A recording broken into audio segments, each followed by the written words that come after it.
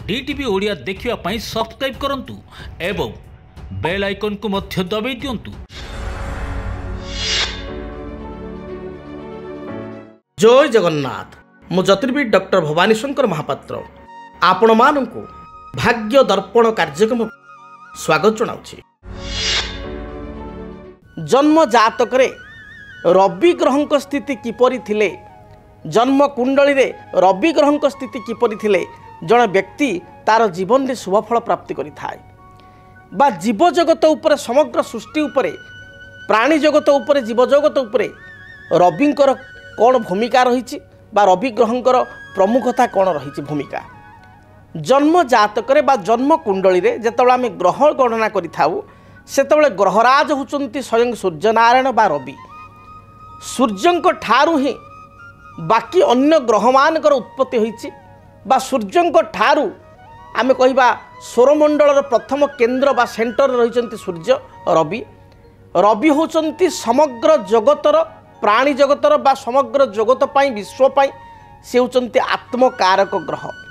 ज्योतिष शास्त्र रे मध्य रवि ग्रह को यथेष्ट गुरुत्व दिया जाइछि, प्राधान्य दिया जाइछि। कोन पाई ना रवि होचंती आत्मकारक। आत्मा बोली कहिले गोटे व्यक्तिर आत्मा जेमती गोटे शरीर रे आपणकर शरीर को शिव बोली कहा जाए एवं सी अर्थ होचे आत्मा। जो आत्मार निर्गत होता है मतलब आत्मा चली जाए, प्राण पलि जाए, प्राण बड़ू प्राणवायु उड़ी जाए, सेतबेले आमे शिवर शव हो जाऊ। तेणु सकल प्राणी शक्तिर प्राणी जगतर आधार होचंती रवि बा सूर्य। बिना सूर्य रे संरचना बा सृष्टि रचना होची असंभव। सूर्यंक सकल शक्तिर आधार सूर्य उदय हेले प्राणी जगत तार दिन दैनंदिन कार्यक्रम आरंभ करिथाय। पक्षीटीए हो, पशुटीए हो, मनीष हो, वृक्ष लता तरु तृण सूर्यंकर आगमन को अपेक्षा करिथांती एवं जेतले सूर्य अस्त हो जाई थांती सेतले सबकिछि अंधार हो जाई थाय बा सृष्टि अंधार हो जाई थाय। तेणु सूर्यंक ठारू तेज नहीं वृक्ष खाद्य प्रस्तुत करिथाय, वृक्ष बढ़ी थाय एवं वृक्षर खाद्य को बा फल फूल को नहीं आमे बंची थाउ। समग्र संसार सूर्य को नहीं चली थाए। से भली जन्म जातक बा ज्योतिष चक्र बा ज्योतिष जातक ज्योतिषीय मतरे आमे सूर्य को आत्मकारक कही था। जेहेतु से आत्मा से होचंती प्राण, सकल शक्तिर प्राण, सकल शक्तिर आधार एवं सूर्य होचंती जातक पितृकारक। पितृकारक एभली कहगला जे भली पिताटीए तार संतान मानकर जत्न नहीं थाए, संतान मानकर खाद्य पेय पानीय ठार आरंभ करी दिनचर्या ठू आरंभ करी संतान माने केमती आगु को बढ़िबे, से माने जीवन युद्ध रे केमती आगु को अग्रसर हेबे, निजे केमती निज गोड़े छिड़ा हेबे, ये कथा जेमती प्रत्येक संतान दायित्व पिताटीए नहीं थाए बा परिवार संपूर्ण दायित्व पिताटीए नहीं थाए। से सूर्य होचंती आमर पिता, पितृ स्वरूप। तेणु सूर्य को पिता बोली चिंता करा जाउछ। सूर्य होचंती पितृकारक। जदि जन्म जातक रवि बा सूर्य राहु सहित युक्त हो जाती, राहु द्वारा सूर्य ग्रहित होता, राहु युक्त हेले सूर्य ग्रहित होता। जदि सूर्य ग्रहित होता राहु युक्त हो, सूर्य तुला राशि रे निचस्थ अवस्था थांती। सूर्यंकर शत्रु होचंती, शत्रु ग्रह जदि देखिबा ताले शनि शुक्र। जदि सूर्य शनि द्वारा दृष्टि प्राप्त होता, शुक्र द्वारा शुक्र युक्त होता बा आपणकर सूर्य प्रति बा रवि प्रति राहु युक्त होता, रवि और राहु को दृष्टि थाए। ए परिस्थिति रे रवि जातक निष्प्रभ बा बल दुर्बलहीन होता। जदि जातक रवि मेषराशि रे उच्चस्थ थांती, जदि जातक रवि मंगल सहित युक्त होता, जदि जन्मकुंडली रे रवि गुरु बा रवि बृहस्पति एकत्र थांती, जदि जातक रवि एवं बुध भल स्थिति रे थाई बुधादित्य योग सृष्टि करि थाए, ताले व्यक्ति विशेष जीवन में अशेष ख्याति जश प्रतिष्ठा प्राप्ति करि थांती।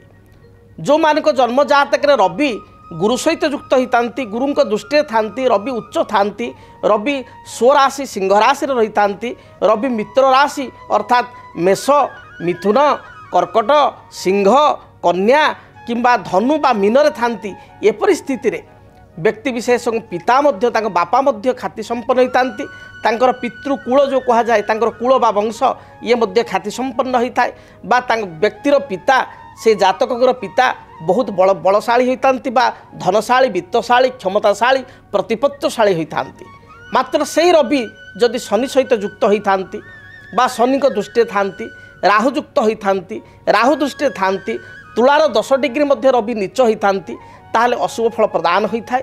पितांकर मध्य समस्या देखाई था पितृंकर किसी स्वास्थ्यगत समस्या विशेषकर कार्डियोलोजी बा हार्टर कारक हृदयर कारक ग्रह रवि एवं ब्रेन कारक ग्रह रवि होता मानसिक एवं आपंकर हृदयगत किसी समस्या देखा दी था। जदि रवि मंगलयुक्त होती रविंकर आपणकर दशम मंगल था मंगलर चतुर्थ स्थान ठारे रवि था मित्रगृहस्थ उभय होती ताले सरकारी कर्म व्यक्तिशेष प्राप्ति करें गवर्नमेंट जॉब पाई थाए। अनेक व्यक्तिशेष प्रश्न पचारती सार आम भाग्य कौन सरकारी चाकरी बा गवर्नमेंट जॉब अच्छी कि तार मूल तत्व को देखा पड़ो। रवि रवि होती सरकारी तंत्र शासन कल को प्रतिनिधित्व करुवा ग्रह। तेणु जदि आपणकर प्रशासनिक ग्रह होती रवि जदि जनक जातक रवि मेषरे बृहस्पति दृष्टि मंगलयुक्त हो रही था किंबा मेषरे मंगलयुक्त आपणकर सिंहरे मंगलयुक्त हो गुरु दृष्टि रही था बृहस्पति दृष्टि रही था धनुराशि रे मंगलयुक्त हो गुरु दृष्टि गुरु सहित युक्त हो रही था। ए परिस्थिति रे व्यक्तिशेष 100% 100% प्रशासनिक विभाग रे अर्थात आपणकर प्रशासनिक एडमिनिस्ट्रेटिव डिपार्टमेंट रे कार्य करि थाए। ओएस आईएएस भली उच्च पदपदवी बा आईपीएस भली उच्च पदपदवी मध्य प्राप्ति करि थाए। रवि मंगलकर जुक्ति बा रवि ठारू मंगल दशम रे रहिबा ये अत्यंत जोगकारक होई थाए। एपरिक रवि मंगल परस्पर ठारू नवम पंचम होइतिले मध्य यथेष्ट सफलता मिली थाए। धरंतु मंगल रहिचंती आपणकर मेषरे रवि रहिचंती सिंहरे बा रवि रहिचंती आपणकर धनुरे मंगल रहिचंती मेषरे बा अल्टरनेट करिबा मंगल रहिचंती धनुरे रवि रहिचंती सिंहरे बा मेषरे ए परिस्थिति रे व्यक्तिशेष सरकारी कर्म बा गवर्नमेंट जॉब 100% मध्य प्राप्ति करि थाए। बाकी ग्रह मान को मध्य देखिया पड़ी थाए जे भली मंगलंकर स्थिति कारण रवि मंगल उभय होचंती गवर्नमेंट जॉब बा प्रशासनिक ग्रहर कारकत्व ग्रह बा आपणकर गवर्नमेंट जॉब र कारकत्व ग्रह। तेणु रवि मंगल स्थिति जातक भल थे विशेषकर रविंकर प्रथमे 1 नंबर रवि रविंक स्थिति भल थे जड़े गवर्नमेंट जॉब पाई थाए। शास्त्रे सुंदर कथा कहुई तुलायम दशम अंशे जदि पंकज बोधिनी सहस्रे राज जोगेण भंग माह पराशर।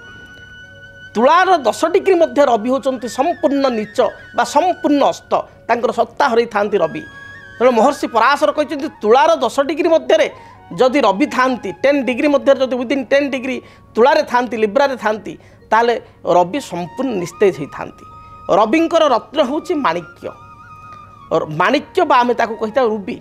जदि आपणक जन्म जातक रे आपणकर लग्न मेष लग्न आपणकर लग्न मिथुन लग्न आपणकर लग्न कर्कट लग्न आपण मानकर लग्न सिंह लग्न आपण मानकर कन्या लग्न आपण मानकर बिछा लग्न आपणकर धनु लग्न एवं मीन लग्न आपणक पाई रवि होचंती अत्यंत जोगकारक ग्रह।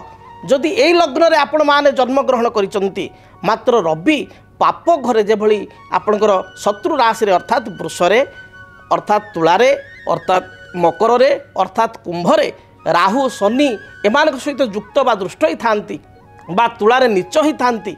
ए परिस्थिति रे रविंक रत्न होची माणिक्य बा रुबी ताको आपण माने धारण करंतु।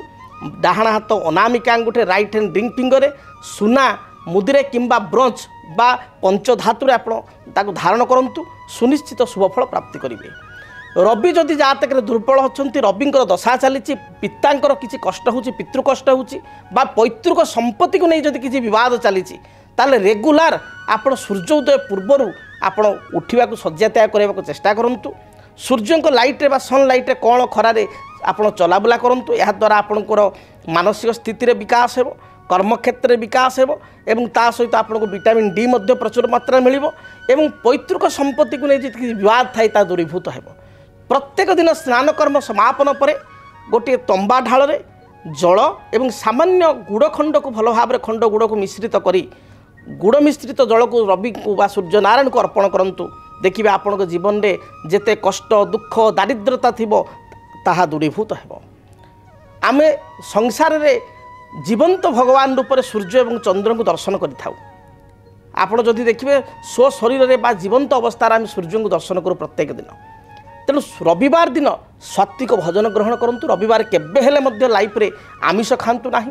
विभिन्न धर्मशास्त्र और ज्योतिष शास्त्र कथा को आपण मानतु आपण देखिए जिते भी आपंकर ऋण अच्छी आप लोन रे करज रे बुड़िक रही आर्थिक समस्या देखा दूची आप केवल रविवार दिन देखु स्वात्विक भोजन ग्रहण करूँ या द्वारा आपण जीवन में थिबा रोग दुख दारिद्रता संपूर्ण दूरीभूत हो तेणु आपण मैंने जानिले रवि ग्रहंकर जीव जगत और आम जन्म जातक उपर कौन भूमिका रही एवं रवि ग्रहंकर जदि दुर्बलता रही रवि ग्रह जदि जातक दुर्बल अच्छी ताहले कौन प्रतिकार करवा जदि आपणक जीवन में व्यक्तिगत पारिवारिक समस्या कर्मक्षेत्र नियुक्ति वैवाहिक समस्या वास्तुदोष एवं माली मकदमा आदि समस्या थाए ताहेले समस्यार समाधान और परामर्श पाई आमको जोगाजोग करंतु।